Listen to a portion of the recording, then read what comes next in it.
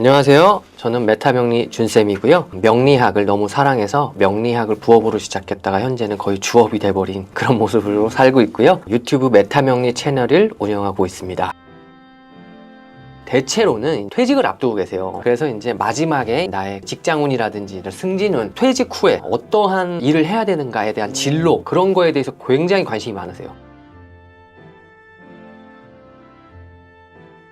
너무 중요합니다. 50대에는요 퇴직을 앞두고 계세요. 그런데 평생 직장이 있나요? 요즘엔 없는 것 같아요. 옛날에도 없었어요, 평생 직장이. 근데 어쨌든 나와야 돼요. 새로운 삶을 살아야 되는데 회사 생활을 하다 보면 직장 생활에 젖어들잖아요. 그러다 보면 타성에 젖어요. 자성을 잃어버리는데 밖에 나와서 내가 혼자 무슨 일을 해야 되나, 나 어떻게 밥벌이 해야 되지, 독립시키려면 오래 걸리는데, 이러한 문제가 산재해 있어요. 그래서 중점적으로 들여다봐야 됩니다. 진로도 50대 이후에도 굉장히 중요해요. 50대 이후에도 진로가 중요한가요? 당연하죠. 은행 다니셨다고 해볼게요. 은행 다니는 일을 내가 나와서 혼자 할 수 있어요? 못하죠. 혹은 회사에서 회계 격리 일을 하셨다. 근데 그거를 갖다가 내가 밖에 나와서 뭘 할 수 있어요? 그게 아니잖아요. 그러니까 나만의 주특기를 가져야 되는데, 그러한 것들을 좀 신경을 써서 이제 계획을 잡고 가시려는 분들이 많이 오세요. 근데 그분들의 주된 고민들이 대부분은 지금 자기개발 이걸 하려고 하는데 괜찮나요? 혹은 자기개발 이걸 해서 나중에 이렇게 제2의 인생을 살고 싶은데 괜찮나요? 이러한 확인을 받고 싶어 하세요.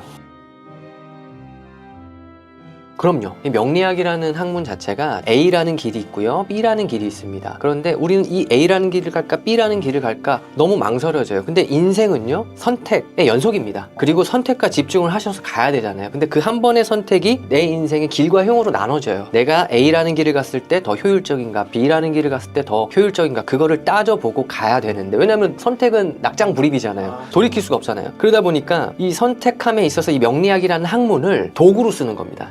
현실이라는 기반 위에 명리학이라는 학문을 도구로서 사용해서 정신적인 무기, 철학적인 무기로 사용하는 거예요. 그래서 제가 명리학을 굉장히 사랑하고, 선택의 갈림길에서 효율적인 선택을 하고 싶으신 분들, 그런 분들한테 제가 사용하고 있죠.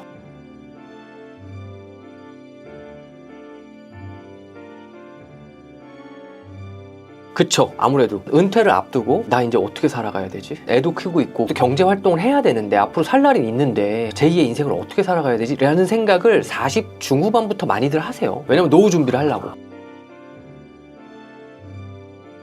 물론 여러 가지가 있겠죠. 근데 저는요 명리학을 통해 길 안내를 해드릴 때 가장 최우선으로 삼는 게 건강이에요. 건강하면요 돈도 벌 수 있고요, 진로도 내가 원하는 대로 갈 수 있습니다. 근데 돈은 있는데요 건강을 잃어버리게 되면은 아무것도 못해요. 그런 분들이 저랑 상담 받으시면서 저 언제 건강 괜찮아지나요? 막 이렇게 물어보시는데 제가 되게 안타까워요.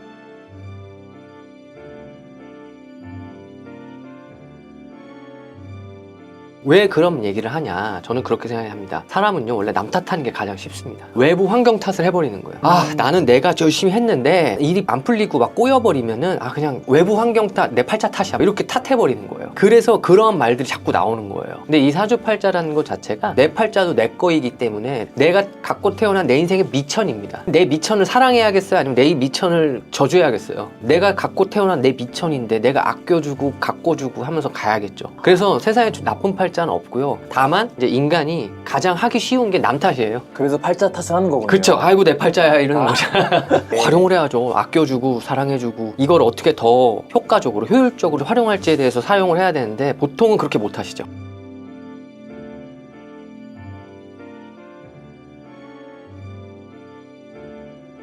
제가 보게 되면요 선빈 후보 이런 케이스가 많이 있어요. 그러니까 내 인생의 앞단에는 죽어라고 고생을 하는 거예요. 말도 안 되는 고생을 하는 거예요. 진짜 이거는 정말 입에 담기도 힘들 정도의 그런 고통을 참아내는 거예요. 근데 그게 전제 조건인 분들이 계세요. 눈에 보이는데 저는 그거를 말로 표현하기가 되게 죄송스럽죠. 신뢰가 될까봐, 남의 고통을 내가 너무 쉽게 얘기하는 걸까봐. 근데 내 인생의 앞단에 고생을 해야지 후에 풀리는 그런 전제 조건을 갖고 태어나신 분들이 계세요. 그런 분 중에 한 케이스가 누가 계시냐면은 롯데그룹의 신격호 회장님. 일제 강점기 시대에 태어나셨어요. 근데 우리나라는 먹고 살 게 많이 없고 그래서 일본으로 넘어가셨어요. 열심히 회사를 다녔죠. 정말 고생했다라고 알고 있어요. 그러다가 너무 근면성실해서 주변에서 그걸 알아본 사람들이 투자를 해준 거예요. 너 한번 열어봐라. 그래서 공장을 열었는데 불이 나버립니다.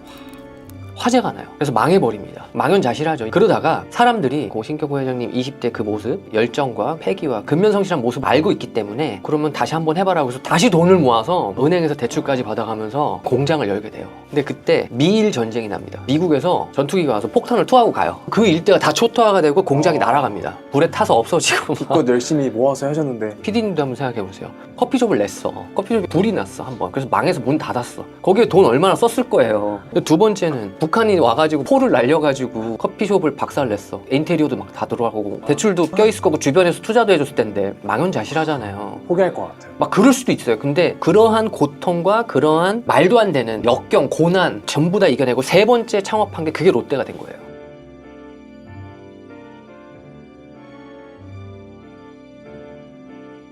있었죠. 주변에 그런 분이 계셨었어요. 과거에 정말 지지리도 못 사셨던 분이 계셨어요. 지지리도. 어느 정도로 못 살았냐면은 집이 망해서 군대에 입대를 한 거예요. 20살인가 19살인가 아주 옛날 시절이신 분이에요. 지금 70대이신 분이신데 그때는 뭐 군대가 한 4년이 됐나? 그랬을 거예요. 굉장히 길었을 때예요. 인제 가면 언제 오냐 원통에서 못 살겠네. 그 강원도 원통인가? 정말 깡시골 있죠. 거기까지 가신 거예요. 근데 휴가를 딱 나왔는데 집에 가잖아요. 보통 딱 집에 갔는데 다른 사람이 살고 있는 거예요. 가족이 아니라 없고 근데 집이 정말 망해서 빚더미 올라왔고 지방으로 도망가신 거예요. 어떻게 숨으신 거예요. 근데 그 19살 20살 그 나이에 그 군인이 휴가를 나왔고 집에를 갔는데 아무도 얘기도 안 해주고 집이 사라졌어. 군인이 돈이 있나요? 지금이야 월급이 많이 올라갔지만 그때는 뭐 군대 월급이 막 1,000원 했을까요? 갈 데가 없으니까 버스 타고 서울 시내를 계속 돈 거예요. 하루 종일 갈 데가 없어서. 그렇게 말씀하시더라고요. 군모를 눌러 쓰고 계속 울었다고 자기는. 너무 상처를 받아서. 결국에는 막 여인숙 갈 돈도 없어서 친구 집에 얹혀 있으면서 정말 가시방석이죠. 군인한테 휴가가 얼마나 중요합니까? 저도 군대를 다녀와봐서 아는데. 그래서 그 집에서 막 먹고 자면서 그 집 친구 어머니가 막 밥 해주시고 그거 먹으면서 눈물 흘리고 상처받았던 그 얘기를 하더라고요. 근데 그렇게 거의 한 50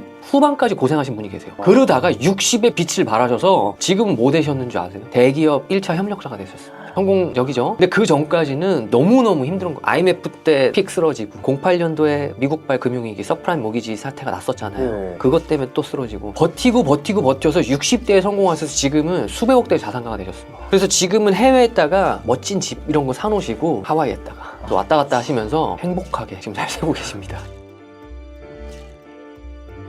제가 앞서서 말씀드렸다시피 이런 거예요. 내 인생의 앞단에 비워져야지 채워지는 사주가 있어요. 근데 이 과정 있죠? 이 과정이 정말 반만 비워줘도 되는 게 아니에요. 이게. 완전 밑바닥을 쳐야 돼요. 밑바닥을 쳐야지만 다시 튀어 올라서 다시 차오르는 그러한 사주팔자가 있거든요. 그러한 케이스가 주변에 너무 많아요. 근데 완벽히 비워져야 차오르는 그러한 이치가 있다라는 걸 저는 명리학을 통해서 알게 된 거죠.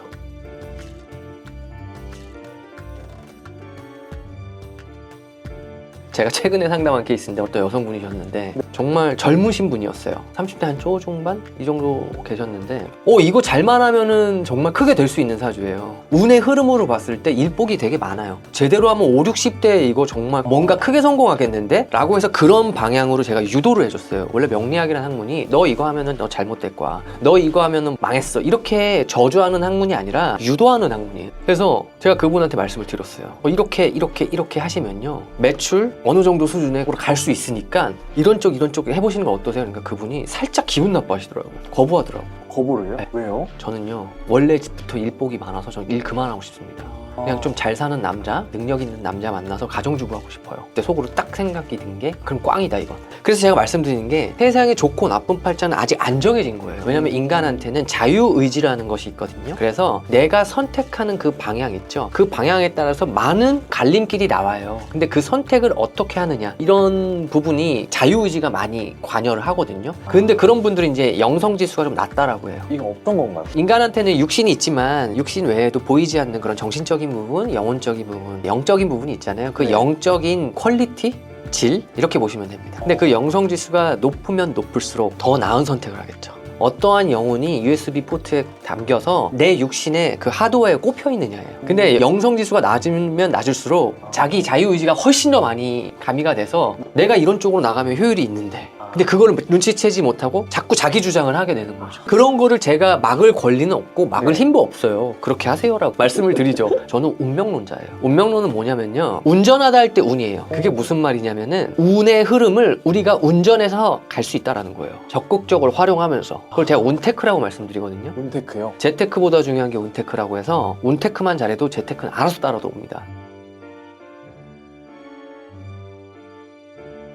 그럼요. PD님과 똑같은 생년월일시를 갖고 태어난 사람이 PD님 혼자가 아니잖아요. 거기선 누군가는 대통령이 나올 수도 있고 하루 벌어서 하루 먹고 사는 그러한 삶을 살고 계신 분도 계실 거예요. 천차만별이죠. 이 그릇을 만들어가는 건 내 자유의지입니다. 한마디로 영혼의 퀄리티, 이 영성 지수를 높여야 돼요. 그리고 두 번째는 나한테는 대운이란 게 있어요. 세운이 있고 월운이 있고 일운이 있고, 대운이란 거는 10년마다 운이 한 번씩 바뀌어요, 나한테. 그래서 나만의 대운이란 게 있고, 세운이라는 거는 매해 들어오는 운. 그게 이제 올해는 2025년 을사년이죠. 그 을사년이 세운이 되는 거예요. 이제 이거는 이 70억 지구인한테 공평하게 들어오는 운. 지금 2025년 4월이잖아요. 경진월이 이제 월운이 되고, 월운 말고 오늘 일운도 있어요. 시운까지도 있는데 내가 갖고 태어난 이 사주팔자는 내 그릇이고 몇 분입니다. 그래서 자동차라고 보시면 돼요. 내가 SUV로 태어났나, 내가 그냥 일반 승용차로 태어났나, 경차로 태어났나, 내가 비행기로 태어났나, 내가 스포츠카로 태어났나, 내가 바이크로 태어났나, 내가 자전거로 태어났나, 그건 사람마다 다 달라요. 근데 이 대운은요, 도로 같은 거예요. 고속도로를 가느냐, 아니면 일반 국도를 가느냐, 아니면 골목길을 다니냐, 아니면 오프로드를 가느냐, 그게 아니면 하늘길을 다니느냐, 그게 아니면 바닷길을 다니느냐, 이건 다 나눠져 있어요. 다 이건 정해져 있지가 않아요. 그래서 제가 드리고 싶은 말씀이 이거예요. 내가 갖고 태어난 이 자동차를 가지고 이 길을 갈 때, 예를 들어서 내가 스포츠카예요. 경주로에 가면 굉장히 좋겠죠. 고속도로를 간다든지. 근데 스포츠카로 태어났는데 자갈밭을 가야 돼. 쉽지 않죠. 그러면은 그때는 네. 견인차에 올라타서 그걸 넘어가려는 그런 지혜도 필요하겠죠. 보통 이렇게 생각하세요. 경차로 태어나면은 안 좋은 거고 럭셔리한 스포츠카로 태어나면 좋은 거 아닙니까? 이렇게 말씀들을 하세요. 그것도 안 정해져 있다라는 거예요.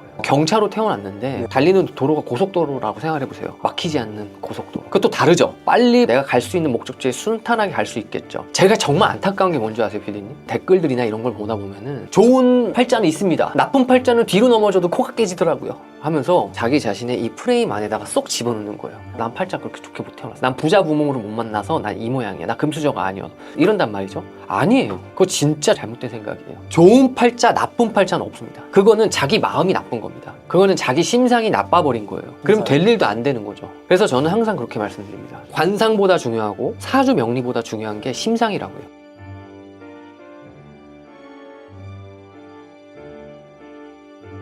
일단은 나는 이제 50인데 뭘 해? 이 생각 절대 안 된다고 생각해요. 나는 안 돼. 아니 이 나이 먹고 뭘 해? 이게 아니라 내가 이렇게 할 수 있을 정도로 난 해야겠다. 할 수 있다. 피해야 될 게 결국에는 난 안 되라고 해서 내 프레임 안에 그냥 가둬버리는 거. 그게 사고가 딱 닫혀버린 거거든요.